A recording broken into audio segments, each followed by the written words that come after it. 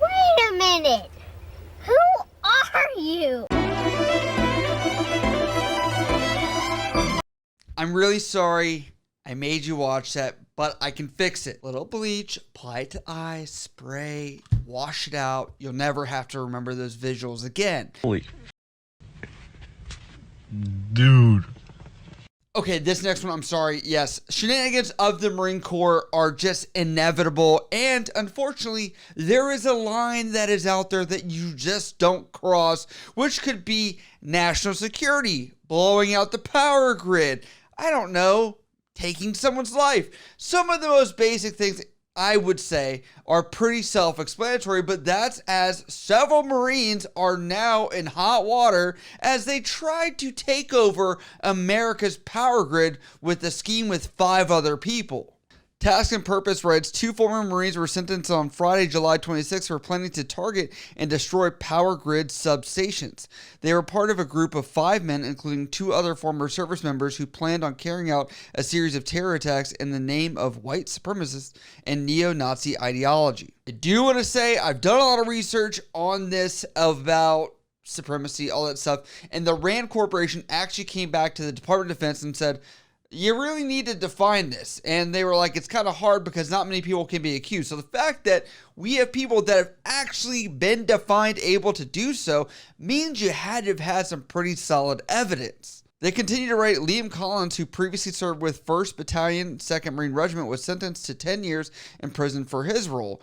Justin Hermanson received a 1-year, 9-month sentence for conspiring to make and ship firearms over state lines. Both are 25. The 2 separated from the Marine Corps in 2020 and 2021, respectively. Collins was kicked out after it was discovered that he ran a neo-Nazi message board.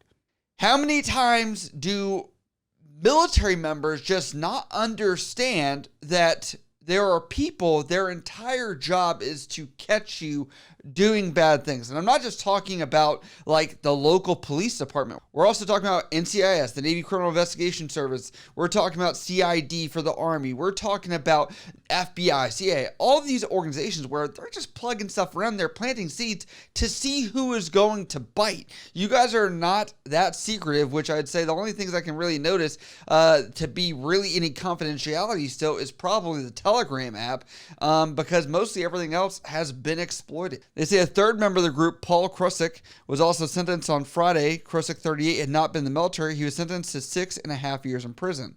And they say, according to prosecutors, the men were part of a group of 5 people that planned on attacking an electrical substation with assault rifles. Krusik manufactured unregistered firearms, while Collins stole ammunition magazines from the military to ship to the others. The group planned on attacking multiple power grid sites to sow chaos. All were motivated by white supremacists and neo-Nazi ideology. Didn't we have issues with military members losing rifles over in Camp Lejeune, North Carolina? Did that happen? And isn't there some kind of accountability for the rounds? You know, like, you can't even take any brass home after it's been shot in the casings or anything. So I sit here and I'm like, did nobody check the armory here to see how much ammunition was in there? Like, it doesn't sound like that was part of him being kicked out from this. So I'm just like, Collins and Krusik met on the now defunct Iron March neo-Nazi forum and began recruiting the other 3 members. The plot was uncovered in 2020 and the members of the group were indicted. Initially, the case focused on just the weapons, but grew once investigators learned of the wider terrorism plot. As part of the self-described modern-day SS, these defendants conspired, prepared, and trained to attack America's power grid in order to advance their violent white supremacist ideology, Attorney General Merrick B. Garland said in the Justice Department's announcement, and says, these sentences reflect both the depravity of their plot and the Justice Department's commitment to holding accountable those who seek to use violence to undermine our democracy.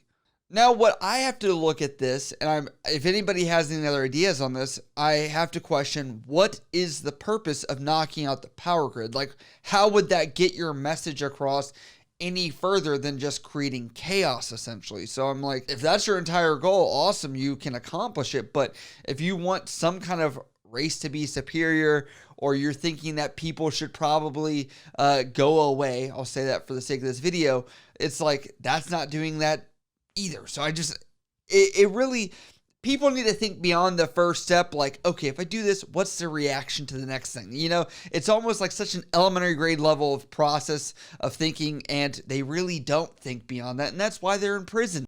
Alongside planning their attacks on the power grid, the group trained near Boise, Idaho, and among other actions, recorded propaganda videos of themselves that included neo-Nazi symbols and the Hail Salute.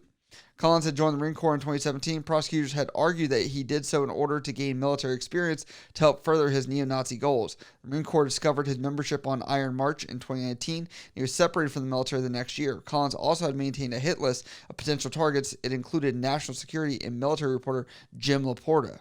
And I want to say that a lot of people that are out there are always asking, like, how do you know this person part of this organization? Because they were trying to train on that essentially when Secretary of Defense Lloyd Austin made that military-wide stand down about this exact issue. And you're like, yeah, if I see these swastikas or I see certain things, like, I probably should be concerned about that. But, you know, I'd say people are pretty, I would say, conservative with probably showing those things, and they're probably going to just be online pockets that are out there.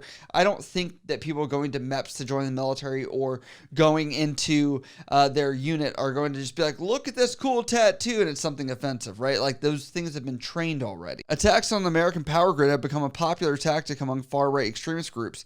Prosecutors know that this group looked at past attacks as an example. Additionally, neo-Nazi and other extremist organizations often try to recruit members of the military and veterans, or occasionally have members enlist to gain combat skills to be used in terrorism plots. I'll be honest, like, I don't think many people, unless they're probably going infantry, are going to get that many tactics that they probably could not just use a little bit less time. I'd say significantly, like, we're not talking 4 years of your life. You could probably train someone to teach you this stuff if you could raise money or something like that.